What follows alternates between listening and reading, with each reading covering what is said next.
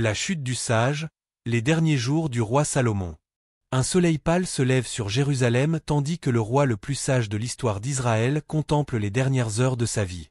Comment un homme si extraordinairement béni par Dieu a-t-il pu terminer ses jours dans l'amertume et le regret? Salomon, celui qui possédait toute sagesse divine, richesse incalculable, pouvoir inégalé, a fini par déclarer que tout n'était que vanité et poursuite du vent. Quel chemin troublant a-t-il parcouru, de l'apogée de la gloire divine aux ténèbres de l'idolâtrie? Ce récit vous révélera la vérité poignante derrière la déchéance du roi le plus sage d'Israël. Une histoire qui résonne encore aujourd'hui à travers les millénaires, car elle touche aux luttes fondamentales de chaque être humain. La tentation, l'orgueil, et les compromis qui érodent lentement mais sûrement notre relation avec Dieu. Le destin de Salomon n'est pas seulement l'histoire d'un roi ancien, c'est un miroir dans lequel chacun de nous peut apercevoir ses propres vulnérabilités. L'héritier prometteur. Le règne de Salomon commença sous les auspices les plus favorables qu'un monarque puisse espérer. Fils de David et Bethsabée, son accession au trône avait été orchestrée par Dieu lui-même. Bien que sa naissance fût entachée par les circonstances tragiques de la relation entre ses parents, le Seigneur, dans sa miséricorde infinie, avait choisi Salomon pour succéder à David et établir une ère de paix sans précédent pour Israël. La nuit qui suivit son couronnement, alors que le jeune roi dormait à Gabaon où se trouvait le grand lieu de sacrifice, Dieu lui apparut dans un songe. « Demande ce que tu veux que je te donne, dit l'Éternel au jeune souverain, comme nous pouvons le lire dans le livre 1er des Rois chapitre 3 verset 5. Cette offre divine, sans restriction, aurait pu susciter d'innombrables demandes égoïstes chez un jeune homme soudainement investi d'un tel pouvoir. Mais Salomon, dans un moment de profonde humilité qui allait définir le début de son règne, répondit « Accorde à ton serviteur un cœur intelligent pour juger ton peuple, pour discerner le bien et le mal. » Cette requête, rapportée dans 1er Roi chapitre 3 verset 9, révélait une maturité spirituelle remarquable. Salomon ne demandait ni richesse, ni longue vie, ni la mort de ses ennemis, seulement la sagesse pour gouverner justement le peuple de Dieu. Cette demande désintéressée plut tellement à l'Éternel que sa réponse dépassa toutes les espérances. Dans 1er Roi chapitre 3 versets 10 à 14, nous découvrons que non seulement Dieu accorda à Salomon une sagesse incomparable, mais il y ajouta richesse et honneur, promettant également une longue vie si le roi marchait fidèlement dans ses voies. Le jeune Salomon reçut ainsi un don divin qui allait faire de lui l'homme le plus sage ayant jamais vécu. La sagesse de Salomon fut rapidement mise à l'épreuve dans l'affaire devenue légendaire des deux mères se disputant un enfant. Cet incident, relaté dans 1er Roi chapitre 3 versets 16 à 28, démontre brillamment le discernement surnaturel accordé au roi. Deux prostituées vivant sous le même toit avaient chacune donné naissance à un enfant à quelques jours d'intervalle. L'une accusait l'autre d'avoir échangé les bébés pendant la nuit après avoir accidentellement étouffé le sien. Face à cette situation inextricable, sans témoin ni preuve, Salomon proposa de trancher l'enfant vivant en deux et d'en donner une moitié à chaque femme. Cette proposition, délibérément choquante, n'était pas destinée à être exécutée, mais à révéler la véritable mère. Et c'est exactement ce qui se produisit, la vraie mère préféra renoncer à son fils plutôt que de le voir mourir, tandis que l'autre accepta froidement le jugement. La sagacité de cette décision stupéfia tout Israël, et le peuple reconnut que la sagesse divine résidait vraiment en leur roi. La réputation de Salomon s'étendit rapidement bien au-delà des frontières d'Israël. 1er Roi chapitre 4 versets 29 et 30 nous apprend que Dieu donna à Salomon de la sagesse, une très grande intelligence, et des connaissances aussi vastes que le sable qui est au bord de la mer. La sagesse de Salomon surpassait la sagesse de tous les fils de l'Orient et toute la sagesse des Égyptiens. Il composa 3000 proverbes et plus de 1000 cantiques, couvrant une multitude de sujets allant de la botanique à la zoologie, de l'éthique aux relations humaines. Des savants et des dignitaires affluaient de contrées lointaines pour bénéficier ne serait-ce que d'une parcelle de sa sagesse. L'exemple le plus notable de cette attraction fut la visite de la reine de Saba, une souveraine puissante qui entreprit un long et périlleux voyage pour mettre à l'épreuve la sagesse de Salomon par des énigmes.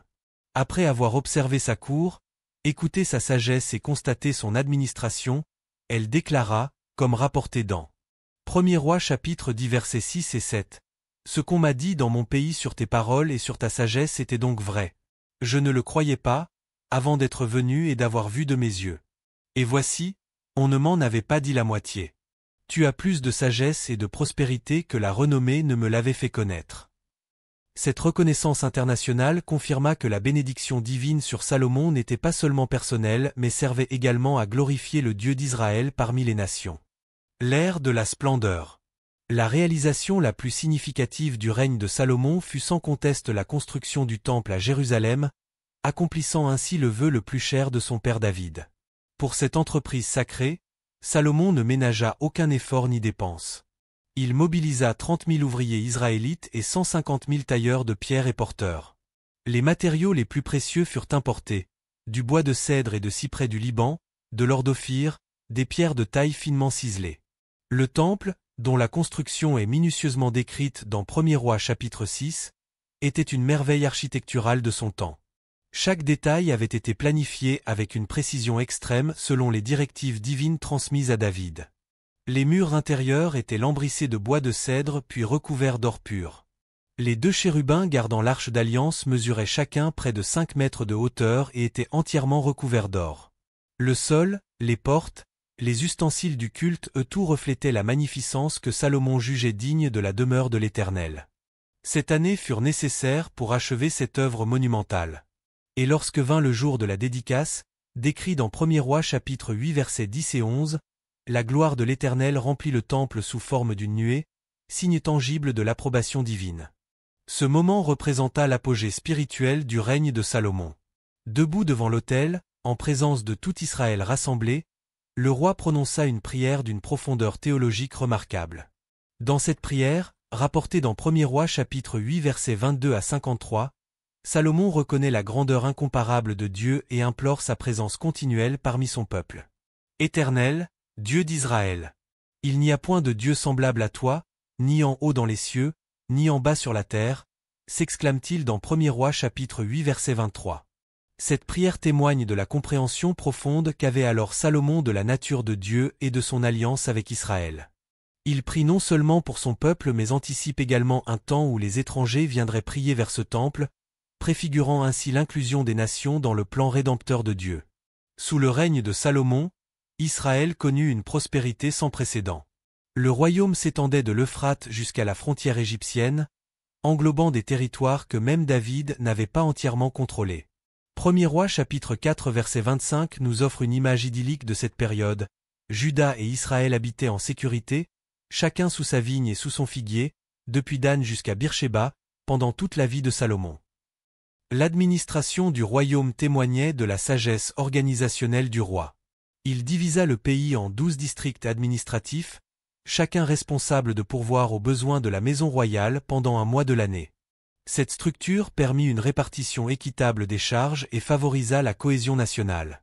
Les routes commerciales traversant son territoire lui assuraient des revenus considérables en droit de passage.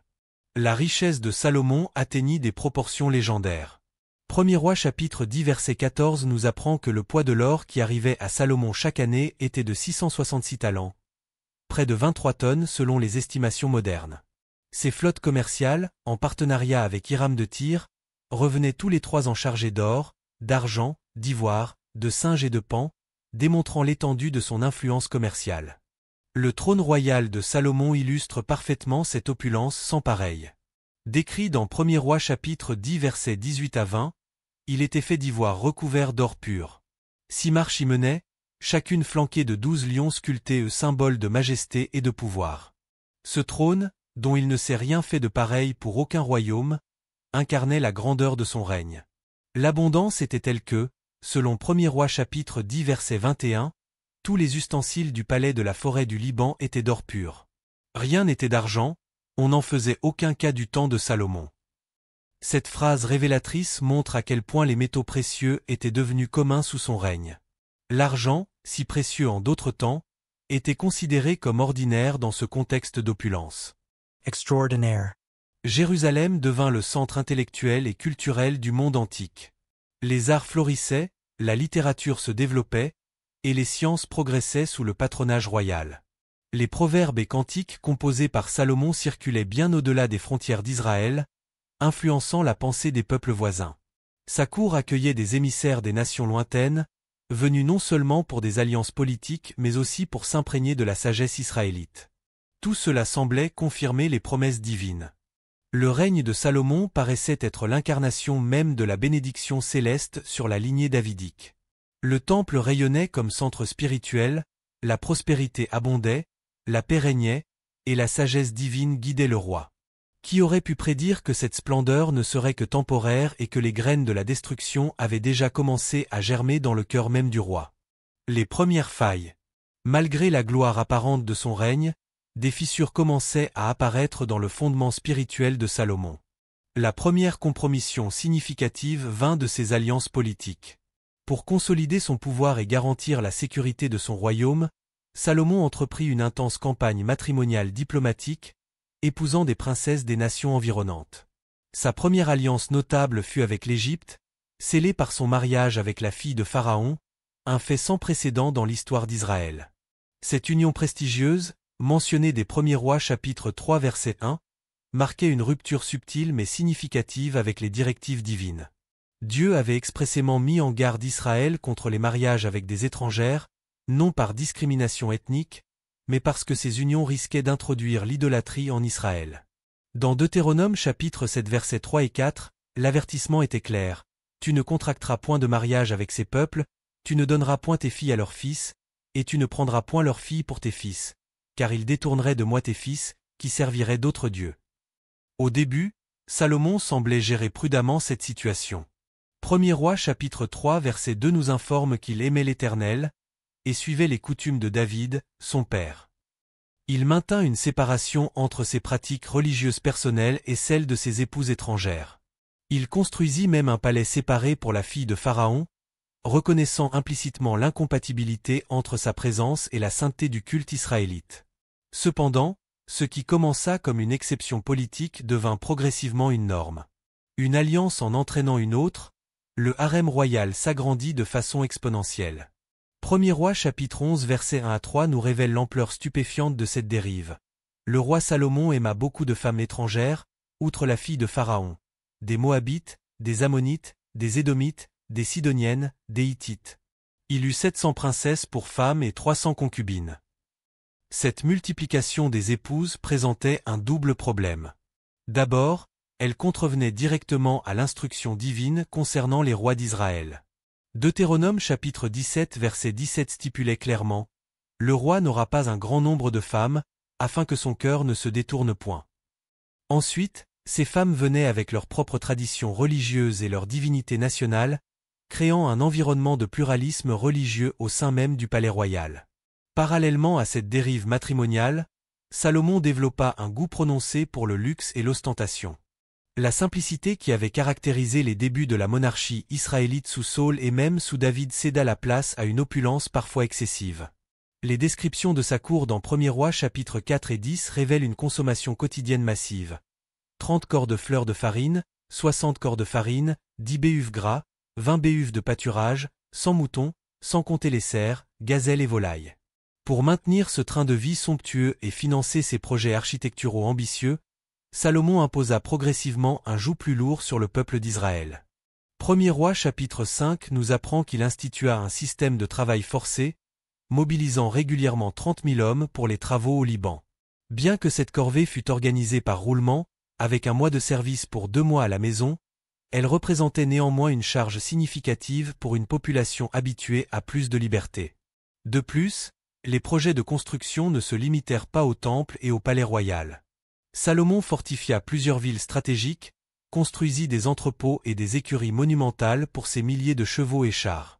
Premier Roi chapitre 9 versets 15 à 19 énumère ces vastes entreprises qui, si elles renforçaient la puissance du royaume, pesaient lourdement sur les ressources humaines et matérielles de la nation. Une autre manifestation troublante de cette dérive fut l'accumulation de chevaux et de chars importés d'Égypte, en violation directe de Deutéronome chapitre 17 verset 16 qui interdisait au roi de multiplier les chevaux et de ramener le peuple en Égypte pour avoir beaucoup de chevaux. Cette interdiction visait à empêcher Israël de placer sa confiance dans la puissance militaire plutôt qu'en Dieu. Pourtant, Premier Roi chapitre 10 versets 26 à 29 nous apprend que Salomon possédait 1400 chars et 12 000 cavaliers, devenant même un intermédiaire dans le commerce des chevaux entre l'Égypte et les royaumes hittites. Ces transgressions, qui pouvaient sembler mineures ou justifiables dans un contexte politique, révélaient une tendance inquiétante. Salomon commençait à se fier davantage à sa propre sagesse et à des alliances humaines qu'à la direction divine. Sa réussite matérielle et intellectuelle, paradoxalement, l'éloignait progressivement du Dieu qui en était la source. Cette dérive spirituelle subtile se manifesta également dans son approche du culte. Si le temple restait le centre officiel de la vie religieuse israélite, 1er Roi chapitre 11 verset 4 nous indique que, à l'époque de sa vieillesse, ces femmes inclinèrent son cœur vers d'autres dieux. Et son cœur ne fut point tout entier à l'Éternel, son Dieu, comme l'avait été le cœur de David, son père. Le pluralisme religieux s'insinuait graduellement dans sa vie personnelle, préparant le terrain pour une apostasie plus explicite. La splendeur extérieure du royaume masquait ainsi une détérioration intérieure. Le Salomon des premières années humble, dépendant de Dieu, consacré au service divin, cédait peu à peu la place à un monarque de plus en plus autonome, confiant dans sa propre sagesse et ouvert à des influences spirituelles diverses. Les germes de sa chute étaient plantés, attendant seulement le moment propice pour éclore pleinement. La déchéance spirituelle. La dérive spirituelle de Salomon s'accéléra dramatiquement dans ces dernières années. 1er Roi chapitre 11 verset 4 révèle la profondeur de sa chute. À l'époque de sa vieillesse, ces femmes inclinèrent son cœur vers d'autres dieux. Et son cœur ne fut point tout entier à l'Éternel, son Dieu, comme l'avait été le cœur de David, son père. Cette affirmation est d'autant plus tragique qu'elle concerne l'homme que Dieu avait spécialement doté de sagesse. L'influence pernicieuse des épouses étrangères sur Salomon ne se limita pas à un simple détournement d'attention spirituelle. Elle le conduisit à une participation active à l'idolâtrie. 1er Roi chapitre 11 versets 5 à 8 détaille cette apostasie. Salomon alla après Astarté, divinité des Sidoniens, et après Milcom, l'abomination des Ammonites. Salomon bâtit sur la montagne qui est en face de Jérusalem un haut lieu pour Kémosh, l'abomination de Moab, et pour Moloch, l'abomination des fils d'Ammon. Il fit ainsi pour toutes ces femmes étrangères, qui offraient des parfums et des sacrifices à leurs dieux. La gravité de ces actions est difficile à surestimer. Astarté, déesse sidonienne de la fertilité, était vénérée par des rituels incluant la prostitution sacrée, une pratique totalement contraire à la sainteté exigée par l'Éternel. Milcom et Moloch, divinités ammonites, étaient associés à des sacrifices d'enfants, une abomination explicitement condamnée dans la loi mosaïque. Kémosh, dieu national de Moab, recevait également des sacrifices humains selon certaines sources historiques. Le texte biblique précise que ces lieux de culte païens furent érigés sur la montagne qui est en face de Jérusalem, probablement le mont des Oliviers. L'ironie spirituelle est poignante. D'un côté de la vallée se dressait le temple magnifique que Salomon avait bâti pour l'Éternel, de l'autre, les sanctuaires idolâtres qu'il avait permis, voire encouragés. Cette juxtaposition géographique reflétait parfaitement la division de son cœur. Plus troublant encore, Salomon ne se contenta pas d'autoriser ces cultes pour ces femmes étrangères. Il y participa personnellement. Le texte biblique emploie l'expression « Salomon alla après », indiquant une adhésion active et non une simple tolérance passive. L'homme qui avait prononcé la prière de dédicace la plus profonde jamais adressée à l'Éternel se prosternait maintenant devant des idoles de bois et de pierre. Cette apostasie représentait une violation flagrante du premier commandement « Tu n'auras pas d'autre Dieu devant ma face ». Elle contredisait également la révélation personnelle que Salomon avait reçue.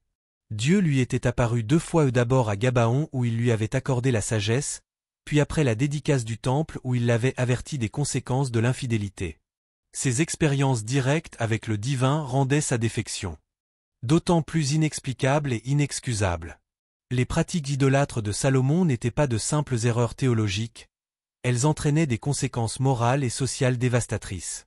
Les cultes cananéens qu'il adopta impliquaient des pratiques que la loi mosaïque considérait comme des abominations. Prostitution rituelle, sacrifices humains, divination, et diverses formes de débauché ritualisés. En légitimant ces pratiques par son exemple, Salomon sapait le fondement moral de la société israélite. Cette corruption spirituelle eut des répercussions politiques. Le pluralisme religieux introduit par Salomon fragmenta l'unité nationale basée sur l'alliance avec l'Éternel. Les tribus d'Israël, unies par leur foi commune, voyaient maintenant leur roi embrasser les divinités des nations environnantes, précisément celles que leurs ancêtres avaient été chargés de combattre lors de la conquête de Canaan.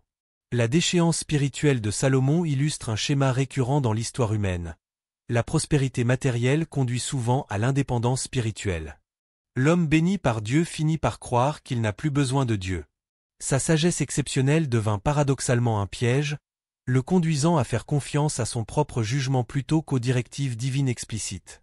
1er Roi chapitre 11 versets 9 et 10 rapporte la réaction divine. L'Éternel fut irrité contre Salomon, parce qu'il avait détourné son cœur de l'Éternel, le Dieu d'Israël, qui lui était apparu 2 fois. Il lui avait à cet égard défendu d'aller après d'autres dieux. Mais Salomon n'observa point ce que l'Éternel avait ordonné. La répétition de la phrase qui lui était apparue 2 fois souligne l'ingratitude particulière de Salomon envers une grâce divine si personnellement manifestée. Le jugement divin ne tarda pas à se faire sentir. 1er Roi chapitre 11 verset 14 nous apprend que l'Éternel suscita un adversaire à Salomon, Hadad, l'Édomite. Plus loin, au verset 23 et 26, 2 autres adversaires sont mentionnés. Rezon de Syrie et Jéroboam, un des propres officiers de Salomon. Ces 3 hommes représentaient des menaces externes et internes qui commençaient à éroder la paix et la stabilité du royaume. L'émergence de ces adversaires marquait la fin de la paix totale qui avait caractérisé la majeure partie du règne de Salomon. Le roi qui avait bâti sa réputation et sa politique étrangère sur la sagesse et la diplomatie se trouvait maintenant confronté à des défis qu'il ne pouvait résoudre par ses moyens. Sa sécurité, qu'il avait cherché à garantir par des alliances matrimoniales et militaires plutôt que par la fidélité à l'alliance divine, commençait à s'effriter. Plus significativement encore, Dieu annonça par l'intermédiaire du prophète Ahija que le royaume serait divisé après la mort de Salomon. Dans une rencontre dramatique décrite dans 1er Roi chapitre 11 versets 29 à 39, Ahija déchira son manteau neuf en 12 morceaux, en donna 10 à Jéroboam et prophétisa. « Je vais arracher le royaume de la main de Salomon, et je te donnerai 10 tribus. » Ce geste symbolique annonçait la fin de l'unité nationale, l'héritage le plus précieux que David avait transmis à son fils. Cette prophétie révèle à la fois la justice et la miséricorde divine. Justice, car l'idolâtrie ne pouvait rester sans conséquence. Miséricorde, car pour l'amour de David, Dieu ne déchirerait pas le royaume du vivant de Salomon et laisserait une tribu à son fils. Même dans son jugement, Dieu honora son alliance avec David, démontrant une fidélité que Salomon n'avait pas su lui rendre. Confronté à ces adversités grandissantes et peut-être à cette prophétie dévastatrice, comment Salomon réagit-il? Les Écritures sont étrangement silencieuses sur ce point. Contrairement à David qui, confronté à ses péchés, s'était humilié profondément et avait cherché le pardon divin, aucun récit de repentance n'est associé aux dernières années de Salomon. Cette absence est peut-être le témoignage le plus éloquent de sa déchéance spirituelle, un cœur devenu insensible aux appels divins. Les derniers jours d'un roi déchu. Le soleil se couchait sur Jérusalem, projetant des ombres allongées sur les murs du palais royal. Dans ses appartements privés, Salomon, maintenant âgé d'environ 60 ans, contemplait le crépuscule de sa vie avec une lucidité douloureuse. Son corps, jadis vigoureux, portait les marques du temps et peut-être des excès d'une vie de privilège. Mais c'était son âme qui souffrait le plus, accablé par le poids d'opportunités gaspillées et de trésors spirituels dilapidés. Les serviteurs qui s'affairaient autour de lui observaient les changements subtils dans son comportement. Le roi qui avait autrefois ébloui le monde par sa sagesse passait maintenant de longues heures en silence, son regard perdu dans l'horizon où se mélangeaient les silhouettes du temple et des hauts lieux païens qu'il avait érigés. Cette juxtaposition semblait symboliser le conflit intérieur qui le tourmentait. Ces derniers jours étaient marqués par une introspection profonde, dont les fruits nous sont parvenus à travers le livre de l'Ecclésiaste. Ce texte remarquable, traditionnellement attribué à Salomon dans ses dernières années, s'ouvre sur une déclaration frappante. « Vanité des vanités, dit l'Ecclésiaste, vanité des vanités, tout est vanité. » Cette affirmation troublante, répétée dans Ecclésiaste chapitre 1 verset 2, établit le ton d'une œuvre qui examine sans complaisance la futilité des poursuites humaines séparées de Dieu. Dans ses réflexions, Salomon passait en revue les différentes avenues qu'il avait explorées à la recherche du bonheur et du sens. « J'ai entrepris de grandes choses, écrit-il dans Ecclésiaste chapitre 2 versets 4 à 8, je me suis bâti des maisons, je me suis planté des vignes, je me suis fait des jardins et des vergers. J'ai amassé de l'argent et de l'or, et les richesses des rois et des provinces. Je me suis procuré des chanteurs et des chanteuses, et les délices des fils de l'homme, des femmes en grand nombre. » Cette énumération impressionnante reflète les domaines où Salomon avait excellé: l'architecture, l'agriculture, le commerce, les arts et les plaisirs personnels. Aucun homme avant lui n'avait eu les moyens et l'intelligence pour explorer aussi systématiquement les voies du bonheur humain. Pourtant, sa conclusion est sans appel. Puis, j'ai considéré tous les ouvrages que mes mains avaient faits, et la peine que j'avais prise à les exécuter. Et voici, tout est vanité et poursuite du vent, et il n'y a aucun avantage sous le soleil. Ecclésiaste chapitre 2 verset 11. Cette découverte tardive de la futilité des accomplissements terrestres représentait pour Salomon une ironie amère. Lui qui avait reçu plus que quiconque sagesse divine, richesse incalculable, pouvoir incontesté, réputation internationale, concluait que rien de tout cela n'apportait la satisfaction ultime. Les plaisirs se révélaient éphémères, les possessions matérielles incapables d'assouvir la soif spirituelle, et même la sagesse montrait ses limites face aux injustices et aux absurdités de l'existence.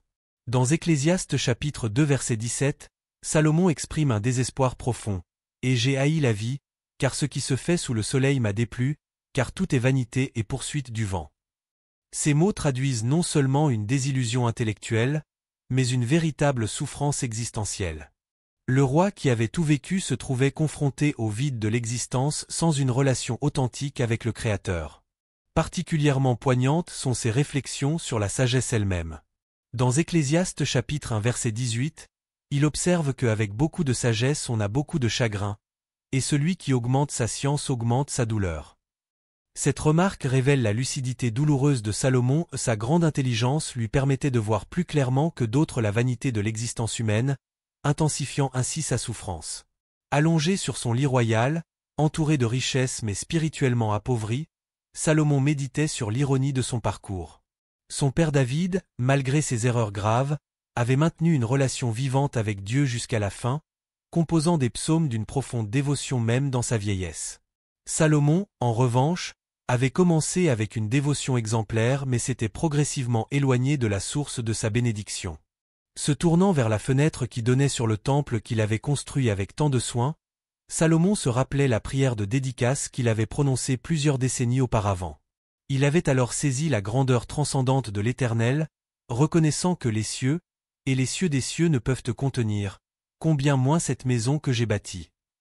Cette compréhension spirituelle profonde contrastait douloureusement avec les compromissions idolâtres qui avaient marqué ces dernières années. Dans ces moments de clarté crépusculaire, Salomon comprenait enfin que sa plus grande erreur n'avait pas été simplement l'idolâtrie manifeste, mais une idolâtrie plus subtile qui l'avait précédé la déification progressive de sa propre sagesse, de ses accomplissements et de ses désirs. Il avait placé ces choses avant sa relation avec Dieu, laissant son cœur se diviser puis s'éloigner complètement.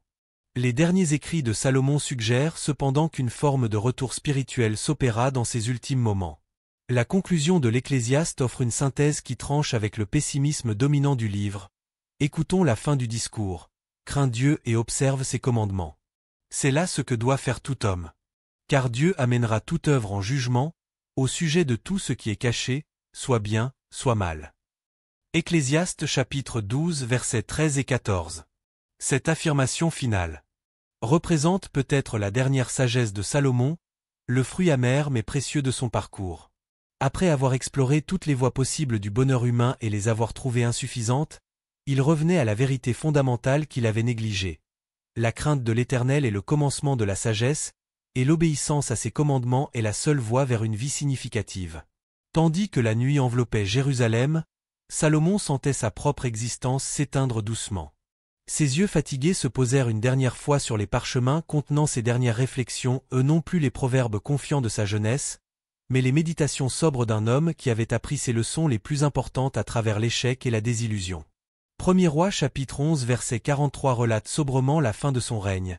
Salomon se coucha avec ses pères, et il fut enterré dans la ville de David, son père. Roboam, son fils, régna à sa place. Cette conclusion laconique ne mentionne ni repentance finale ni condamnation définitive, laissant au lecteur le soin de méditer sur les implications de cette vie extraordinaire mais tragiquement compromise. Ainsi s'éteignit le roi le plus sage d'Israël, laissant derrière lui un héritage ambivalent de splendeur et de déchéance, de sagesse divine et de folie humaine, de temples glorieux et d'idoles avilissantes. Son royaume, en apparence à son apogée, portait déjà en lui les germes de la division qui éclaterait sous son fils Roboam. La trajectoire de sa vie suivait une parabole inversée. Commençant dans l'humilité et la dépendance de Dieu, culminant dans une gloire sans précédent, puis descendant vers l'apostasie et la désillusion. L'héritage d'une vie fracturée. Le dernier souffle de Salomon marqua non seulement la fin d'une ère pour Israël, mais aussi le début d'une période de réflexion nationale sur son héritage complexe. Comment comprendre cette vie paradoxale? Comment réconcilier l'image du jeune roi humble demandant la sagesse avec celle du monarque vieillissant agenouillé devant des idoles? L'héritage de Salomon, comme sa vie elle-même, demeurerait profondément ambivalent. Sur le plan matériel, Salomon laissait un royaume transformé. Jérusalem, autrefois modeste capitale de David, était devenue une métropole impressionnante dominée par le temple et le complexe palatial. Les fortifications qu'il avait construites à travers le pays à Hatzor, Megiddo, Gézé et ailleurs témoignaient d'une sophistication architecturale sans précédent. Le commerce international qu'il avait développé avait introduit en Israël des biens exotiques et des influences culturelles diverses. Mais cette prospérité matérielle cachait une fragilité structurelle. Pour financer ses projets ambitieux, Salomon avait imposé un fardeau fiscal considérable sur la population, créant des ressentiments particulièrement forts dans les tribus du Nord. Le système de travail forcé qu'il avait institué, bien que moins sévère que l'esclavage égyptien, évoquait néanmoins des souvenirs douloureux de servitude. Ces tensions socio-économiques, contenues par le prestige personnel de Salomon, éclateraient violemment sous son fils Roboam. Sur le plan spirituel, l'héritage était tout aussi contradictoire. D'un côté, le temple de Jérusalem représentait l'accomplissement du rêve de David et établissait un centre cultuel permanent pour l'adoration de l'Éternel. Les écrits sapientiaux attribués à Salomon au Proverbe, Ecclésiaste, et selon certaines traditions le Cantique des Cantiques, enrichissaient immensément le corpus spirituel d'Israël et fourniraient des siècles de méditation aux croyants. D'un autre côté, Salomon avait introduit et légitimé l'idolâtrie au plus haut niveau de la société israélite. Les hauts lieux qu'il avait construits pour ces femmes étrangères resteraient en place pendant des générations, jusqu'aux réformes du roi Josia plus de 300 ans plus tard, 2 Rois chapitre 23 versets 13 et 14. Son exemple d'accommodement religieux et de syncrétisme spirituel influencerait négativement de nombreux souverains après lui. Politiquement, les conséquences furent désastreuses. La rupture de l'alliance avec Dieu sous Salomon conduisit directement à la division du royaume sous Roboam. Lorsque les délégués des tribus du Nord demandèrent un allègement du joug imposé par Salomon, Roboam, suivant le conseil des jeunes courtisans, répondit avec arrogance : « Mon père a rendu votre joug pesant, et moi je le rendrai plus pesant encore. Mon père vous a châtié avec des fouets, moi je vous châtierai avec des scorpions. » 1er Roi chapitre 12 verset 14. Cette rupture politique ne fut pas simplement le résultat de l'impétuosité de Roboam, mais l'aboutissement de tensions accumulées sous Salomon et l'accomplissement du jugement divin annoncé par le prophète Ahija. 1er Roi chapitre 12 verset 15 précise que le roi n'écouta point le peuple, car cela fut dirigé par l'Éternel, en vue de l'accomplissement de la parole que l'Éternel avait dite par Ahija de Silo à Jéroboam. Ainsi, le royaume unifié créé par David et porté à son apogée apparent par Salomon se fractura irrémédiablement. Les 10 tribus du Nord formèrent le royaume d'Israël sous Jéroboam, tandis que seules les tribus de Juda et de Benjamin restèrent fidèles à la maison de David. Cette division, conséquence directe des péchés de Salomon, affaiblit considérablement la position d'Israël face aux puissances régionales et prépara le terrain pour les invasions assyriennes et babyloniennes qui suivraient. Plus profondément encore, l'histoire de Salomon nous confronte à l'énigme de la sagesse humaine. Comment l'homme le plus sage de son temps a-t-il pu commettre des erreurs aussi fondamentales? Comment celui qui comprenait si clairement les voies de Dieu a-t-il pu s'en détourner si radicalement? Ces questions troublantes suggèrent que la connaissance intellectuelle, même d'origine divine, ne garantit pas la fidélité spirituelle. La sagesse de Salomon, séparée de l'humilité et de l'obéissance, devint paradoxalement le véhicule de sa chute. Dans sa propre réflexion finale, capturée dans l'Ecclésiaste, Salomon offre peut-être la clé pour comprendre son parcours. Après avoir exploré toutes les avenues possibles du bonheur humain sagesse, plaisir, richesse, pouvoir, œuvre monumentale et les avoir trouvées vides, il revient à une vérité fondamentale, crains Dieu et observe ses commandements.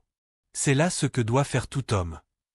Cette conclusion représente non seulement une sagesse universelle mais aussi un témoignage personnel, l'aveu implicite que sa propre vie s'était égarée en négligeant ce principe essentiel. La vie de Salomon nous enseigne que les dons de Dieu, aussi extraordinaire soit-il, ne remplace jamais une relation personnelle continue avec lui. La sagesse divine devient dangereuse lorsqu'elle engendre l'autosuffisance spirituelle. La prospérité matérielle peut devenir un piège lorsqu'elle détourne notre attention de sa source. Les accomplissements humains, même inspirés par Dieu, peuvent nous séduire au point de nous faire oublier notre dépendance fondamentale envers le Créateur. L'histoire de Salomon nous rappelle également l'importance des compromis apparemment mineurs qui peuvent conduire à des conséquences majeures. Son déclin spirituel ne commença pas avec l'adoration explicite des idoles, mais avec des accommodements progressifs. Un mariage politique ici, une concession culturelle là, une petite déviation des commandements divins ailleurs.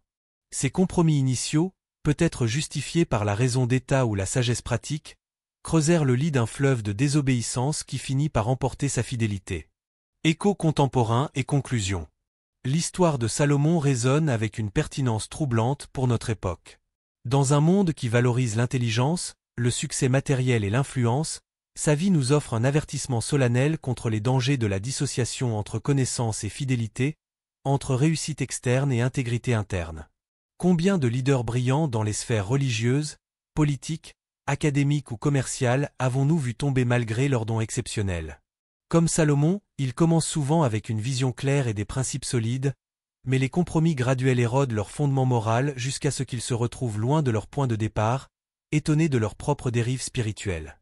L'histoire de Salomon nous parle également des pièges de la prospérité. Dans les sociétés occidentales contemporaines, où le confort matériel est largement répandu, sa trajectoire nous rappelle que l'abondance peut anesthésier notre sensibilité spirituelle.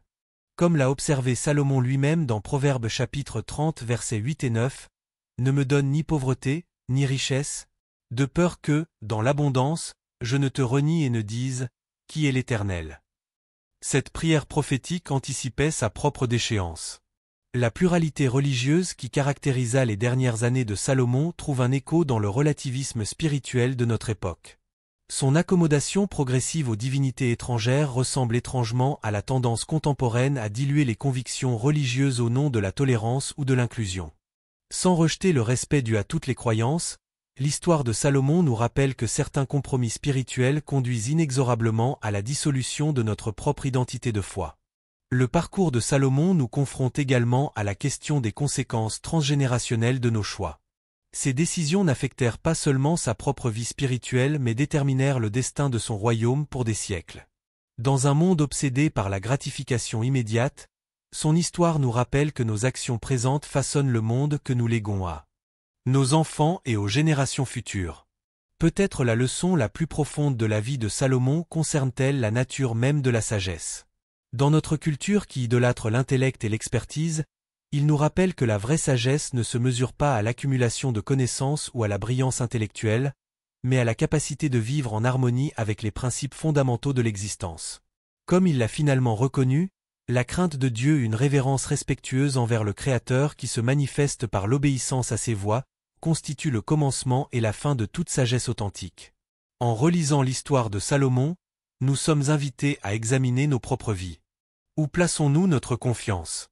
Dans quelle mesure nos succès extérieurs reflètent-ils une intégrité intérieure ?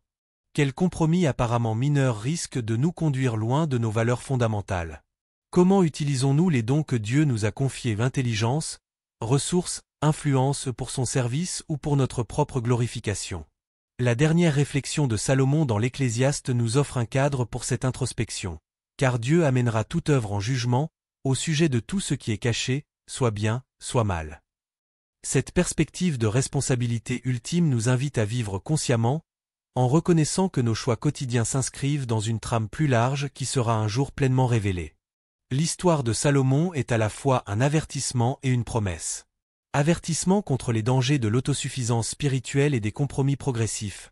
Promesse que même après les erreurs les plus graves, une sagesse plus profonde peut émerger, la sagesse de reconnaître notre besoin fondamental de Dieu et de revenir à ses voies. En refermant le livre de la vie de Salomon, nous restons avec des questions troublantes plutôt qu'avec des réponses simples. Son héritage complexe nous rappelle que nous sommes tous capables de grandeur et de déchéance, de sagesse profonde et de folie inexplicable. Sa vie nous exhorte à la vigilance spirituelle, nous rappelant que ni les dons intellectuels, ni les accomplissements matériels, ni même les expériences spirituelles passées ne garantissent la fidélité future. Si vous avez été touché par cette histoire des derniers jours du roi Salomon, nous vous invitons à partager vos réflexions dans les commentaires. Quelle leçon vous semble la plus pertinente pour votre propre vie? Quels aspects de la sagesse de Salomon trouvez-vous particulièrement significatifs pour notre époque?